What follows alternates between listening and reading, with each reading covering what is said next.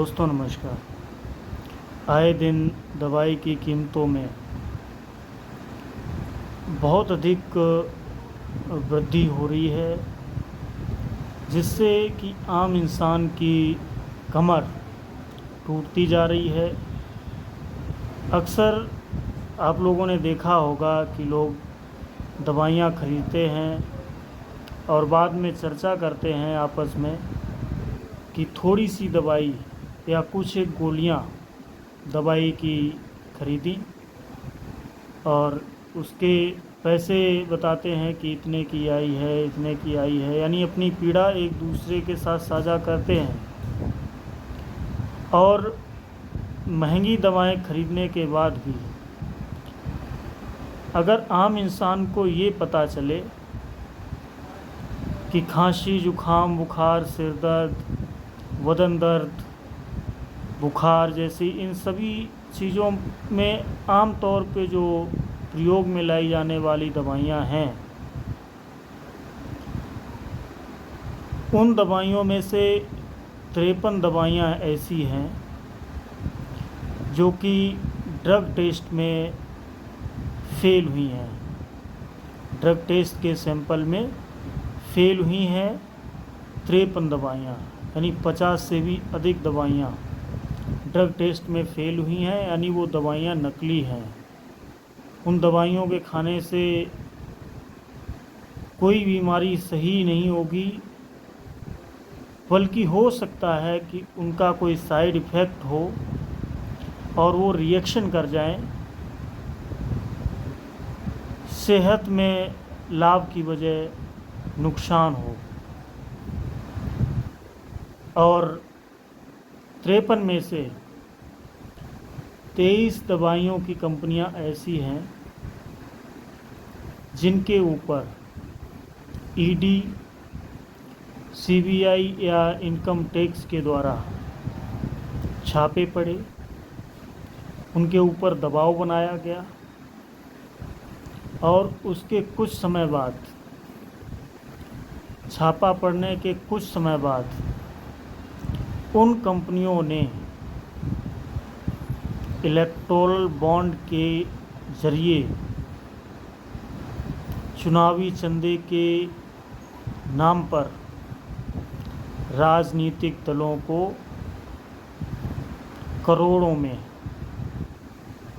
मोटा पैसा दिया।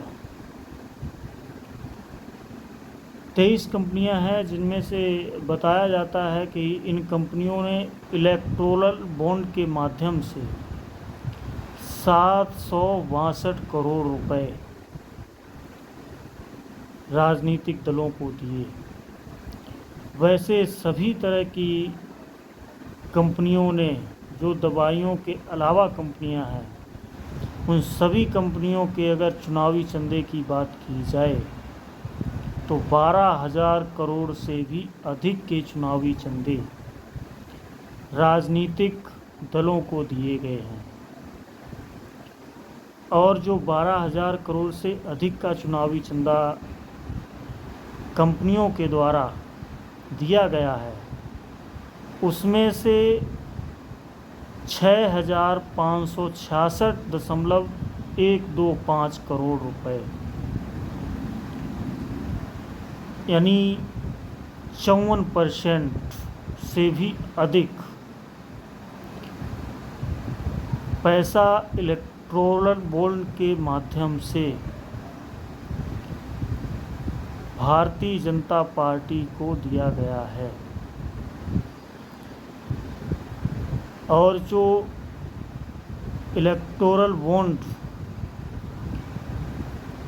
कुल चंदे का करीब 55% पैसा भारतीय जनता पार्टी ने लिया है, जबकि प्रधानमंत्री श्री नरेंद्र मोदी जी कहते हैं न खाऊंगा न खाने दूंगा। ईमानदारी की बहुत बड़ी मिसाल कायम की है प्रधानमंत्री जी ने, एक नज़ीर बना दी है ईमानदारी की, सिर्फ ये कहकर कि न खाऊंगा और ना खाने दूंगा। और 55% पैसा जो इलेक्टोरल बॉन्ड का है वो भारतीय जनता पार्टी को मिला। 45% में देश की सारे राजनीतिक दल हैं, यानी खाने भी दिया और खाया भी। अगर देखा जाए तो ठीक उल्टा हुआ जो मोदी जी ने कहा। हाँ, ये ज़रूर है कि 55% में अकेले चुनावी चंदे का जो कुल पैसा है उसका 55% सिर्फ भाजपा को मिला और 45% में देश के सभी राजनीतिक दल। यानी इतनी बड़ी लूट के साथ सबसे बड़ा हिस्सा, सबसे बड़ी जो है लूट खुद की, और कोई आवाज़ ना उठा सके दूसरे जो राजनीतिक दल हैं उनको भी खाने दिया ताकि कोई सवाल ना खड़ा करे। हालांकि गलत है कि किसी ने भी अगर लिया है चुनावी चंदे के तौर पे जो पैसा लिया है वो सभी के लिए गलत है, लेकिन एक दल जो 55% पैसा को लेकर बैठा है और वो सबसे बड़े दूध के धुले हैं, सबसे बड़े देशभक्त हैं, सबसे बड़े सनातनी हैं, धर्मज्ञ हैं, सबसे बड़े फ़कीर हैं, उनको कुछ भी नहीं चाहिए। ये तो मैं भी मानता हूँ कि फ़कीर को और संत को भोजन और भजन के अलावा किसी चीज़ की आवश्यकता नहीं होती है। धन, मोह, लोभ, प्रतिष्ठा, पद, किसी चीज़ की आवश्यकता फ़कीर को नहीं होनी चाहिए, संत को भी नहीं होनी चाहिए।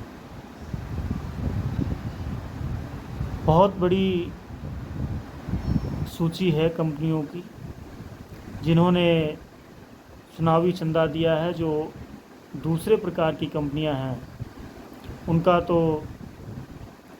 आप लोगों को जानकारी हुई होगी, नहीं तो मैं केवल जो दवाइयों की कंपनियां हैं उनके नाम बताना चाहता हूं ताकि आपको जागरूकता भी आए और दवाइयों की सही जांच गुणवत्ता के साथ किसी अच्छे डॉक्टर की सलाह के बाद ही लें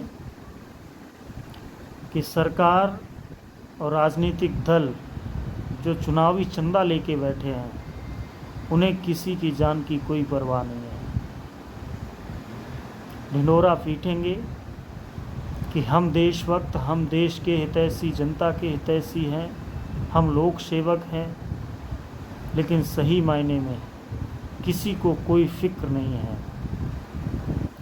अपनी राजनीति चमके, इससे ऊपर की सोच, नैतिकता की सोच भारतीय राजनेताओं के अंदर नज़र नहीं आती है और नैतिकता का तो बेहद अभाव है। ऐसे में मैं कुछ कंपनियों के नाम बताता हूं जिन्होंने चुनावी चंदे दिए राजनीतिक दलों को।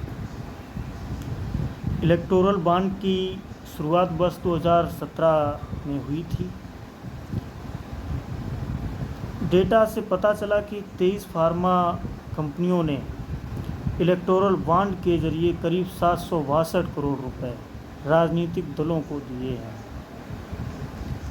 ड्रग टेस्ट में फेल हुई जो कंपनियां हैं उनमें से कुछ कंपनियों के नाम जो फेमस हैं, आमतौर पे लोगों को उनके नाम पता है, उन कंपनियों के हैं। पहले नंबर पे है टोरेंट फार्मास्यूटिकल लिमिटेड।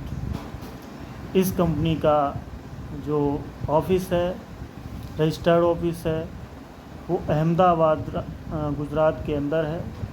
साल 2018 से 2023 के बीच इस कंपनी की 3 दवाएं ड्रग टेस्ट में फेल हो गई। उसके बाद इसने 7 मई 2019 से 10 जनवरी 2024 के बीच 77.5 करोड़ रुपए के इलेक्टोरल बॉन्ड खरीदे और राजनीतिक दलों को दिए। नंबर 2 पे है सिप्ला लिमिटेड। इसका रजिस्टर्ड ऑफिस मुंबई में है, महाराष्ट्र में है। इस कंपनी का 2018 से 2023 के बीच 7 दवाएं ड्रग टेस्ट में फेल हुई। 10 जुलाई 2019 से 10 नवंबर 2022 के बीच 39.2 करोड़ के इलेक्टोरल बॉन्ड राजनीतिक दलों को मिले। इनमें से भाजपा अव्वल पर है, या यूं कह लें कि जो पूरा चुनावी चंदा मिला जिसका 55% सिर्फ और सिर्फ सबसे अधिक देशभक्त और राष्ट्रभक्त, राम भक्त, सनातन प्रेमी, धर्मज्ञ, दूध से धुली पार्टी भारतीय जनता पार्टी को मिला है। अगला नंबर है सन फार्मा लेबोरेटरीज लिमिटेड। ये 15 अप्रैल 2019 और 8 मई 2019 को इस कंपनी ने 31.5 करोड़ के इलेक्टोरल बॉन्ड खरीदे और राजनीतिक दलों को दिए। 2020 से 2023 तक इस कंपनी के भी 6 बार दवाइयों के ड्रग सैंपल टेस्ट फेल हुए हैं। 31.5 करोड़ का चुनावी चंदा इन्होंने दिया है। Zydus health care limited. इस कंपनी ने 10 अक्टूबर 2022 और 10 जुलाई 2023 के बीच 29 करोड़ के इलेक्टोरल बॉन्ड खरीदे और राजनीतिक दलों को दिए। प्रसिद्ध दवाई रेमडेसिविर, इसकी जो है गुणवत्ता में कमी पाई गई थी। अगला नंबर है हेट्रो ड्रग्स लिमिटेड। 2018 से 2021 के बीच 7 बार इस कंपनी की दवाइयों के ड्रग टेस्ट फेल हुए और इस कंपनी ने 7 अप्रैल 2022, 11 जुलाई 2023 को 30 करोड़ के इलेक्टोरल बॉन्ड खरीदे और ये तेलंगाना की बीआरएस पार्टी को सभी बॉन्ड दिए। अगली है हेटेरो लैब्स लिमिटेड। 7 अप्रैल 2022 और 12 अक्टूबर 23 को 25 करोड़ के इलेक्टोरल बॉन्ड खरीदे। इंटास फार्मास्यूटिकल्स लिमिटेड 10 अक्टूबर 2022 को 30 करोड़ के इलेक्टोरल बॉन्ड खरीदे। 2020 में इसकी दवा एनाप्रिल नाम की दवाई ड्रग टेस्ट में फेल हुई। अगली कंपनी है आईपीसीए लेबोरेटरीज लिमिटेड।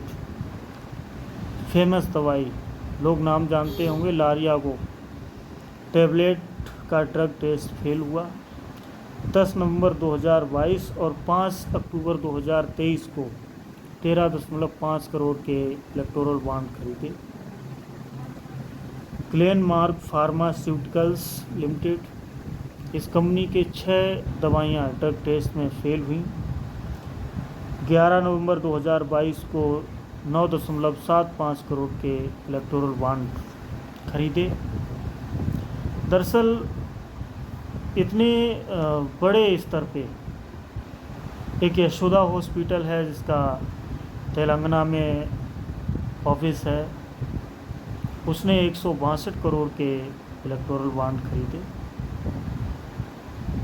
162 करोड़ के जो इलेक्टोरल बॉन्ड खरीद के रिश्वत के तौर पे, चुनावी चंदा के तौर पर राजनीतिक दलों को लाभ पहुंचाते हैं। इसका उद्देश्य हर आम इंसान को समझ आना चाहिए कि नंबर 2 के इनके काम है और उन पर छापा पड़ता है। छापे के बाद होने वाली कार्रवाई से बचने के लिए इतने बड़े स्तर पर इतना मोटा पैसा राजनीतिक दलों को दिया जाता है और राजनीतिक दल या जो सत्ता में बैठे लोग हुकूमत कर रहे हैं, जो दूध के धुले हैं, ईमानदार हैं, फ़कीर हैं, जिन्हें कुछ भी नहीं चाहिए, जिन्हें किसी चीज़ की आवश्यकता नहीं है, ऐसे दूध के धुले लोग दवा कंपनियों से मोटा पैसा चुनावी चंदे के रूप में लेते हैं, चाहे वो फिर दवाई कंपनियां हों या अस्पताल हों। आम इंसान के ज़िंदगी के साथ खेल सकते हैं। खुली छूट है सबको, किसी पे कोई पाबंदी नहीं है, किसी पे कोई प्रतिबंध नहीं है। ये हाल हमारे देश के राजनीतिक दलों का है। सभी राजनीतिक दल, कोई दूध का धुला नहीं है। अगर चुनावी चंदा जिस भी दल ने लिया है उनमें से कोई भी दूध का धुला नहीं, किंतु सबसे बड़ी शराफत जिसमें है, सबसे बड़ी ईमानदारी जिसमें है, भारतीय जनता पार्टी ने सबसे मोटा पैसा, या यूं कह लो जो पूरा रकम है चुनावी चंदे का, उसका 55% लगभग भारतीय जनता पार्टी ने समेटा है। प्रधानमंत्री मोदी को इस समस्या पे एक बार खुल के बोलना चाहिए। अभी जो कश्मीर में, महाराष्ट्र में, हरियाणा में जो चुनाव हो रहे हैं, उनके अगर नैतिकता हो, उनके अंदर की आत्मा अगर जीवित हो, तो जनता से माफ़ी मांगें और कहें कि हमने 55% चंदे का पैसा हजम किया है। माफ़ी मांगे देश की जनता से, लेकिन ऐसा नहीं होगा। यानी मारेंगे भी और रोने भी नहीं देंगे। दोस्तों नमस्कार, सभी को आदर के साथ नमस्कार। जानकारी सही लगी हो तो चैनल को सब्सक्राइब, लाइक, शेयर करें। धन्यवाद।